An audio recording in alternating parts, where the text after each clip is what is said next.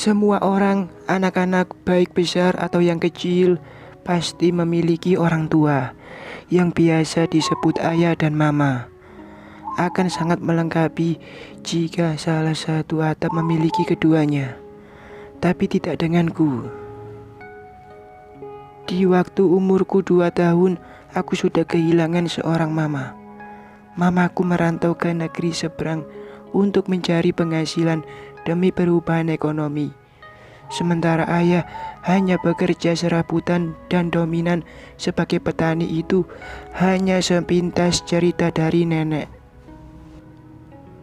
Aku sangat senang dan bahagia ketika nenek memberikan surat dari mama yang merantau di Arab Saudi itu, yang nenek dapat dari tukang pos pagi tadi. Surat itu berisikan uang dan surat untukku, dan isi suratnya, "Jaga dirimu baik-baik nak, jangan nakal sayang." Dan ternyata surat itu merupakan surat pertama dan terakhir dari mama untukku. Sekarang umurku beranjak 10 tahun, tepatnya kelas 4 SD. Semenjak mama tak pernah pulang, ayah pun merantau ke ibu kota DKI Jakarta. Tidak 1 tahun beliau di sana. Ayah telah menikah lagi dengan seorang janda beranak 3. Mula-mulanya aku tidak setuju aku punya mama baru. Tapi setelah aku berpikir dan berbicara dengan nenek, aku pun tidak bisa mengatakan apa-apa. Aku hanya bingung. Terus nanti kalau mama pulang dari Arab gimana? Terus nanti mama sakit hati gimana? Ma, maafin ayah, ma. Dan kini aku pun tinggal di DKI Jakarta bersama 3 saudara tiri. Aku selalu takut ketika melihat di TV-TV bahwa ibu tiri itu kejam. 1 minggu berlalu, aku serasa dibedakan dengan 3 orang saudaraku. Aku terus saja diperlakukan layaknya yang di TV-TV. Ternyata benar, ibu tiri itu kejam. Dan ketika ayah pulang dari pekerjaannya yang hanya sebagai pemulung, aku meminta bahwa aku ingin tinggal di tempat nenek saja, bukan sama tante atau ayah. Ayah pun bertanya kenapa. Alasanku, aku ingin mengurus nenek dan ingin tinggal di kampung saja. Ayah pun mengiyakannya. Pagi harinya, aku dan ayah berangkat naik bis dari Lebak Bulus menuju Bandung. Setelah di stasiun, kami pun naik angkot jurusan Bandung Panjalu yang sering dipanggil BB. Aku tertidur di dekapan ayah. Aku bermimpi di sana bertemu mama dan tersenyum padaku. Dan mama mengatakan dalam mimpi itu, "Jaga dirimu baik-baik nak, jangan nakal sayang." Persis dengan pesan di surat mama dulu. Di mimpi itu, mama akan mencium keningku, namun ayah malah membangunkanku. Ternyata kami telah sampai di Panjalu, desa tempat nenek tinggal, tempat aku dan mama dilahirkan. Desa yang masih bersih, nyaman, dan jauh dari hingar-bingar lalu lalang mobil layaknya di DKI Jakarta. Aku pun berjalan melewati gang-gang kecil yang dulu aku selalu bermain di sini. Main petak umpet, bekle, dan temanku bernama Ina. Akhirnya aku menemukan gubuk bilik yang reot, namun masih bisa untuk ditinggali di ujung gang. Terlihat nenek sedang menyapu halaman, dan aku serentak berlari memeluk nenek menangis. Dan setelah itu, kami duduk di balkon depan rumah nenek atau rumah peninggalan mama. Di sana terdapat getuk, bubi sampeu, goreng singkong, dan air teh manis. Setelah ada 1 jam kami bersenda gurau di atas balkon, ayah pun ditelepon oleh tante untuk segera balik lagi ke Jakarta. Aku pun mencegah ayah, namun ayah tetap pergi. Dengan berat hati, aku pun melambaikan tangan, dan ayah pun memelukku dan mencium keningku. Setelah itu, aku mengadu pada nenek, dan nenek hanya bisa memberikan aku semangat. Dari kepulanganku ini, ayah tak pernah pulang atau sekedar menanyakan kabar lewat surat tentang keadaanku. Aku kadang sedih, namun neneklah yang selalu menguatkanku. Hari-hari pun berlalu. Kini aku mulai remaja. Aku sudah lulus dari sekolah dasar dan melanjutkan di SMP yang jaraknya dekat dengan rumah. Dan tanpa disadari, kini aku telah kelas 9. Di sana aku menemukan sahabat lama. Ina namanya. Aku pun satu bangku dengan dia. Kadang pulang sekolah, aku nggak langsung pulang ke rumah. Kadang aku main terlebih dahulu di rumah Ina, dan sempat aku bermalam dan pergi sekolah dari rumah Ina karena ada tugas dari guru tata boga. Dari sinilah aku sirik pada Ina. Kulihat setiap pagi Ina dibangunkan oleh mamanya, diberikan sarapan, diberikan ciuman di keningnya, dan ketika berangkat sekolah, Ina senantiasa mencium tangan mamanya. Dan yang paling aku iri ketika hasil pelulusan dibagikan, Ina didampingi mamanya diberikan amplop oleh wali kelasku, sementara aku hanya sendiri. Karena aku tahu jika aku meminta nenek menemaniku, aku sangat egois. Karena aku tahu nenek sudah rentah untuk berjalan saja. Ia memerlukan tongkat untuk pijakan. Aku pun melihat Ina membuka amplop itu. Kulihat ia mendapatkan tulisan lulus. Ia menangis dan teriak, "Mama, aku lulus." Dan Mama Ina pun segera memeluk Ina. Sementara aku sendiri di pojok kelas dan membuka amplop itu. Dan aku pun lulus dengan nilai yang sungguh buat aku sujud syukur. Ketika perjalanan pulang, aku tertuju pada danau. Danau yang tepat di bawah rumah. Aku ingin ke sana. Aku ingin menyendiri. Ketika itu aku langsung tertuju di sana. Ku duduk di tampian tempat mandi orang-orang desa. Ku berkaca di atas air.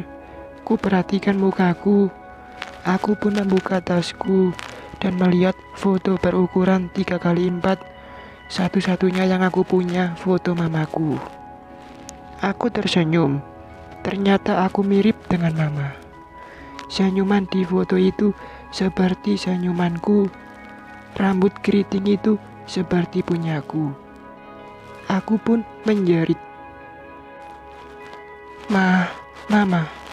Mama di mana?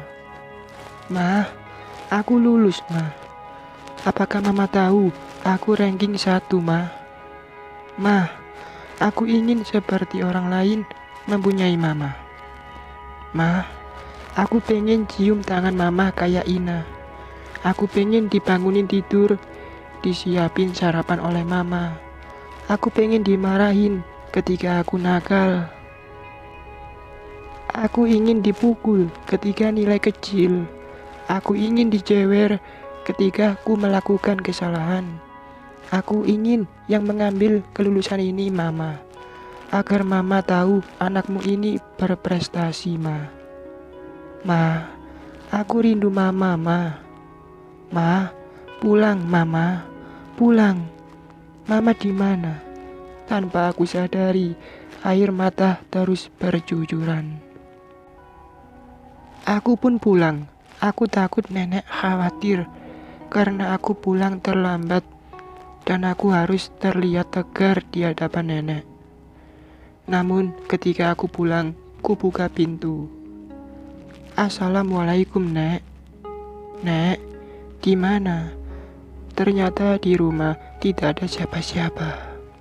Aku pun duduk di balkon rumah, dan ku perhatikan lagi surat kelulusan yang dari tadi aku genggam. Aku merenung lagi. Andai mama di sini, mungkin aku takkan kesepian.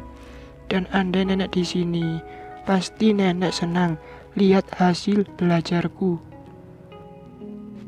Tiba-tiba aku lihat dari arah selatan, ada yang membawa padung, yaitu tempat membawa orang mati. Aku terperanjat dari renunganku. Ku perhatikan arah padung itu. Perhatikan siapa yang meninggal, tanyaku. Tapi orang-orang malah diam membisu. Dan arah padung itu semakin lama semakin berarah ke rumahku ini. Aku pun menjerit, "Nenek!" Ku peluk padung itu sampai jatuh ke tanah. Dan ketika aku buka, ternyata benar, neneklah yang meninggal. Memang seminggu ini nenek sakit. Hanya saja nenek selalu terlihat sehat di hadapanku. Waktu itu begitu membuat duka nestapa buatku terpukul. Satu-satunya orang yang sayang padaku dan satu-satunya keluarga yang aku punya kini telah meninggalkanku selamanya. Aku pun teringat mama. Mama, tahu nenek meninggal, Ma. Di sela-sela aku mencium kening nenek. Mama kesini, Ma. Ini nenek, Ma, yang melahirkan Mama. Bapak kesini, Pak. Kini aku sebatang kara. Puas, kalian puas. Semua orang di sana melihatku dengan iba. Malahan ada yang menyuruh tinggal bersama. Namun aku tak mau. Setelah peninggalan nenek, hari-hariku lewati sendiri. Hingga pada saatnya kutemukan selembaran kertas dari bawah bantal nenek. Ternyata di sana terdapat beberapa kertas, yaitu surat nenek yang berisikan, "Ju, bersabarlah, kelak kau akan temukan kebahagiaanmu, Ju. Nenek tahu, cucu nenek yang satu ini pinter, pasti ranking 1. Tapi maaf, nenek gak bisa lihat itu, Ju. Jaga diri baik-baik." Surat itu membuat aku tegar untuk menghadapi hidupku. Aku pun menangis bahagia. Kulihat kertas kedua dari Mama, tapi tertuju untuk nenek yang berisikan, "Mah, Lis dan nemuin calon suami juragan Kor Mama. Jaga anakku di sana, Mah. Maafin Lis gak bisa pulang ke Panjalu. Lis cukup bahagia tinggal di Arab, Mah." Dan aku pun terdiam. Sungguh tega Mama membuang aku. Dan tak kuhiraukan surat itu. Kulihat surat berikutnya dari nenek lagi. "Ju, ambil hikmah Bager. Kini kau sudah dewasa. Kau bisa mengerti mana yang benar, mana yang salah. Suatu saat, jika kau menjadi ibu, jangan pernah mengikuti jejak ibumu. Janjilah cucuku." Aku pun tersenyum, dan pada saat itu pun aku berjanji. Ketika aku lihat kertas selanjutnya, ternyata itu sertifikat sebidang tanah yang aku tahu maksudnya untuk kelangsungan hidupku. Kini aku harus memikirkan ke SMA mana aku harus bersekolah. Dan aku pun memutuskan bersekolah di luar daerahku di sana.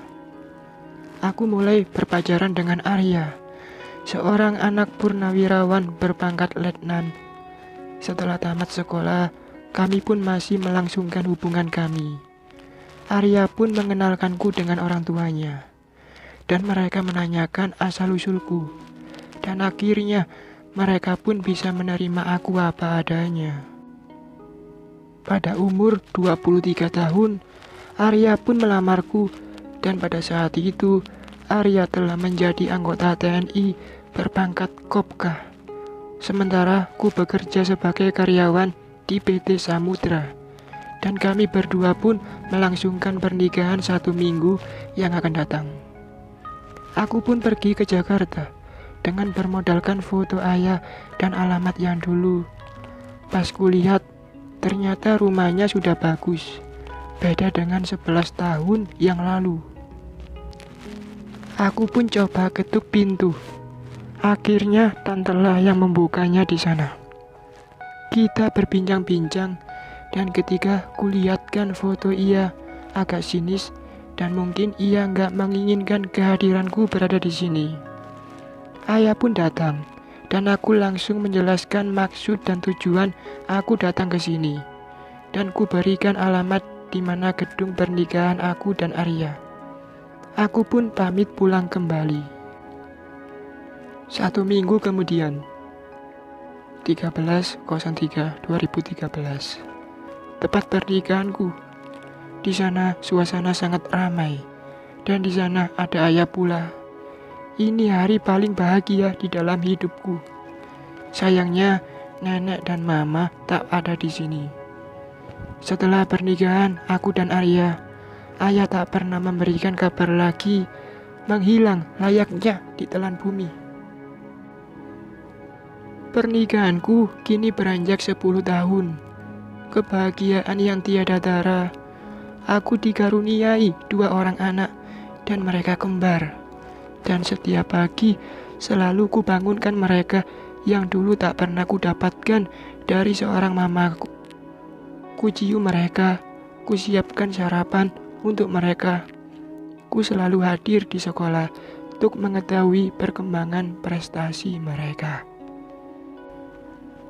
Benar kata surat nenek, kau kan temukan kebahagiaanmu kelak, dan kini aku telah menemukannya, Nek.